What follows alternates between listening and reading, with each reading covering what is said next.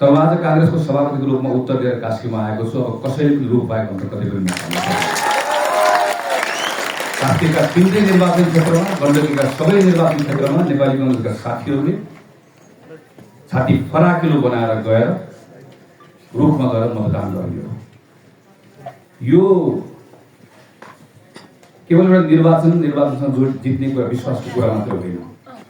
नेपाली काङ्ग्रेस पार्टीको आस्थाको कुरा पनि हो, एउटा विश्वासको कुरा पनि हो, हाम्रो गौरवको कुरा पनि हो। र यो निर्वाचनसँग जोडिएको विषय मात्र होइन। यो निर्णयले नेपाली काङ्ग्रेस पार्टीलाई आफ्नो जिम्मेवारी पुरा गर्नका निम्ति यसलाई एउटा प्रेरणा पनि दिन्छ। मैले सधैँ भन्दै आएको छु, नेपाली काङ्ग्रेस पार्टी राष्ट्रिय पार्टी हुने कि नहुने भन्ने कुरा निर्वाचनले निर्धारण गर्छ। निर्वाचनको मतले निर्धारण गर्छ। जनताले चाहे बनाइदिन्छन् नचाहे हराइदिन्छन्। तर नेपाली काङ्ग्रेस पार्टी राष्ट्रिय शक्ति हो भन्ने कुरा चाहिँ यसको इतिहासले निर्धारण गरेको सत्य हो। राष्ट्रिय पार्टी र राष्ट्रिय शक्तिमा फरक छ। राष्ट्रिय पार्टी भएपछि संसदमा उसले हैसियत पाउँछ, कहीँ सरकार बनाउला, कहीँ प्रतिपक्षमा बस्ला, त्यो जिम्मेवारी। तर राष्ट्रिय शक्तिको जिम्मेवारी भनेको एउटा अभिभावकका रूपमा त्यो राष्ट्रको त्यो बेलामा आएका समस्याहरूलाई उसले चिन्छ, त्यो समस्याहरूलाई पर्गेल्छ, त्यो समस्याहरूलाई म सम्बोधन गर्छु भनेर एउटा सङ्कल्प गर्छ र सम्बोधन पनि गर्छ। त्यो राष्ट्रिय शक्ति हो। 2033 सालमा हामी मेलमिलाप दिवस भनेर हामी सम्झिन्छौँ। कहिलेकाहीँ हामी यतिकै आउँछौँ, बिपीको तस्बिर माल्यार्पण गर्छौँ र बिपी कोइरालाले यसो भन्नुभएको थियो भनेर पुराना कुराहरू सम्झन्छौँ। सम्झनाको पनि आफै एउटा महत्त्व हुन्छ। तर त्यसको गर्वमा गएर हेऱ्यो भने नेपाली काङ्ग्रेस पार्टीले त्यो बेलामा के गर्यो?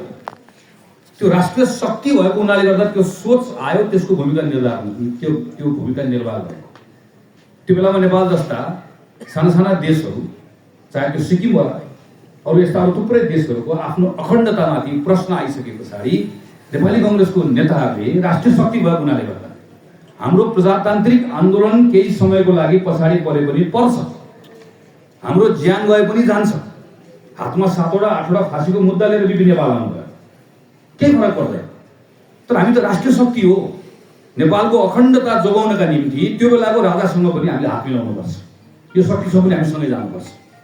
त्यसैले हामी जेल परे परौँला, फाँसीमा झुन्डिउँला, तर हाम्रो जिम्मेवारी हो। हाम्रो आन्दोलन पछाडि परे पर्ला, राष्ट्रिय शक्ति हो। 2060 सालमा सबैभन्दा बढी मानिस कसको मारिएका थिए? सबभन्दा बढी घाउ कसलाई लागेको थियो? सबभन्दा बढी साथीहरू कसको लखटिएका थिए? जताततै काङ्ग्रेस लखटिएको थियो, मारिएको थियो। नियत साथीहरू, घरमा बसिरहेका साथीहरू, आफ्नो काम गरिरहेका साथीहरू, युद्धमा गएको होइन नि माओवादी जस्तो हाम्रो साथीहरू, कोही बन्दुक बोकेर गएको होइन। तर त्यो बेलामा राष्ट्रिय शक्तिको जिम्मेवारी के थियो? देशको त्यो बेलाको सबैभन्दा ठुलो मुद्दा के थियो? हिंसा सबैभन्दा ठुलो मुद्दा थियो। हिंसाले छिया बनाएको थियो। त्यही भएर राष्ट्रिय शक्ति नेपाली काङ्ग्रेस भएकोले गर्दा नेपाली काङ्ग्रेसले सङ्कल्प गर्यो, हिंसाबाट देशलाई बाहिर निकाल्छौँ। आफ्नो छातीमा गोली हान्ने माओवादीसँग हात मिलाएको हो नि त, हामीले घाउ बिर्सेर हात मिलाएको हो नि त। यो राष्ट्रिय शक्तिको जिम्मेवारी हो। आज नेपाली काङ्ग्रेसले त्यही राष्ट्रिय शक्तिको भूमिका निर्वाह गर्नुपर्नेछ। आजको विषय के हो त? नेपाल हामीले केवल भाद्र 23-24 भनेर तिथिमिति घोकेर मात्र हुन्न। त्यसको गर्वमा के छ? मैले सबसेट हेर्दै गर्दा मूलतः 2टा कुरा छ। एउटा, नागरिकहरूको रिस छ, र रिस त्यो गहिरो छ। र अर्को, राज्यका संस्थाहरूप्रति, चाहे त्यो संविधान होला, अड्डा होला, अदालत होला, राजनीतिक दल होला, नेतृत्व होला, सबैप्रति एउटा चरम अविश्वास। र यो अविश्वास झाँगिँदै गएर सिङ्गो देशले नै आत्मविश्वास गुमाएको जस्तो अवस्था छ। समाजमा एउटा ठुलो कोलाहल छ, भित्रभित्र आगो बलिरहेको छ। यो बेलामा नेपाली काङ्ग्रेस पार्टीको जिम्मेवारी हो, यसलाई सम्हाल्ने जिम्मेवारी हाम्रो हो, यसलाई मिलाएर लिएर जाने जिम्मेवारी हाम्रो हो। हिजो कुनै बेला नेपालभित्रकै हामी फरक समुदायका मानिसहरू आफ्नो अधिकारको लागि उठ्यौँ, लड्यौँ, जुन स्वाभाविक थियो। तर एउटा शक्ति चाहिएको थियो जसले सबै जात जाति समुदायलाई मिलाएर लिएर जाने। 2070 सालमा संविधान निर्माण गर्ने बेलामा त्यो भूमिका हामीले निर्वाह गरेको, त्यो राष्ट्रिय जिम्मेवारी हामीले निर्वाह गरेको।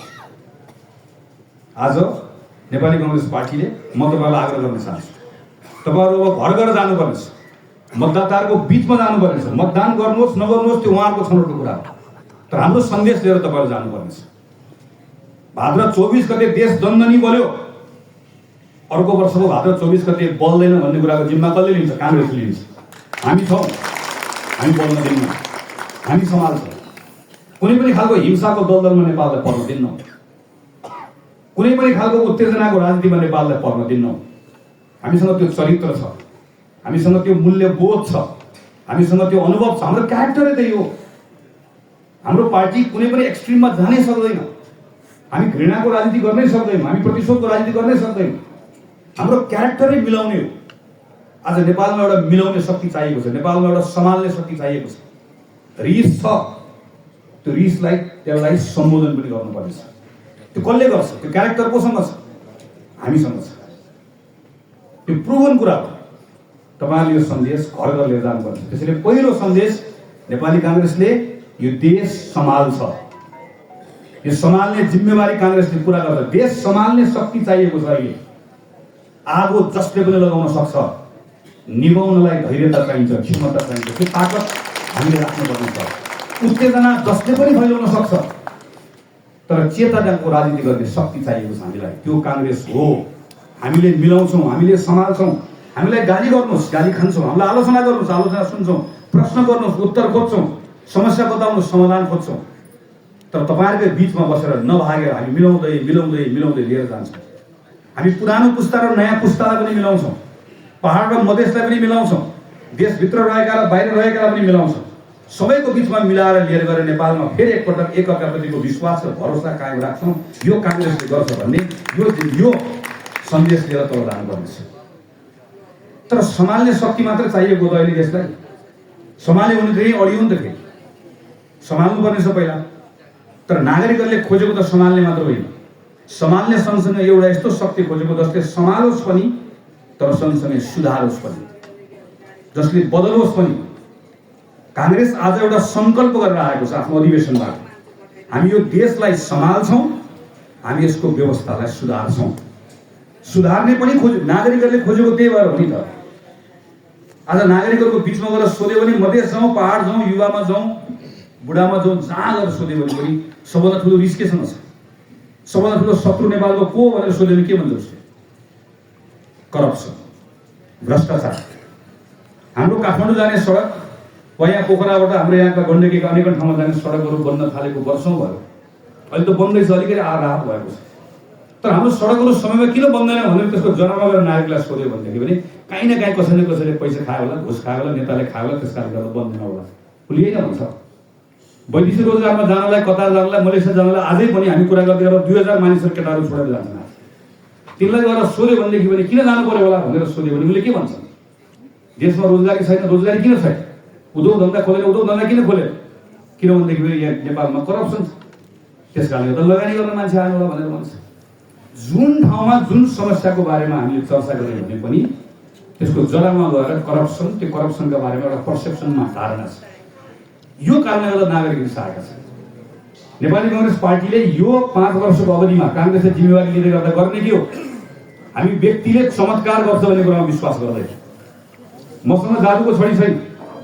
तपाईँले भोलि काङ्ग्रेसले बहुमत प्राप्त गर्यो, तपाईँले मलाई प्रधानमन्त्रीको कुर्सीमा लगेर राखिदिनु भयो, त्यसपछि गएर मैले 24 घण्टामा यो गर्छु, 48 घण्टामा यो गर्छु भनेर जादुको छडी लिएर आउने कुरामा न मसँग छ न नेपाली काङ्ग्रेसले कुरामा विश्वास गर्छ। काङ्ग्रेसले के कुरामा विश्वास गर्छ? नेतासँग नियत हुनुपर्छ।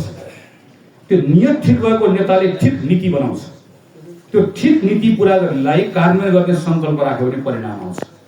हामीले संस्थाहरू बलियो बनाउने हो, हामीले प्रक्रियाहरू ठिक बनाउने हो, हामीले नियम कानुन ठिक बनाउने हो, हामीले प्रणाली ठिक बनाउने हो र नेपालका सन्दर्भ र नाराका साथ अगाडि बढ्ने हो। नेपालमा भ्रष्टाचार हट्छ, नेपाल अगाडि बढ्छ भन्ने नाराका साथ नेपाल अगाडि बढाउने। तपाईँले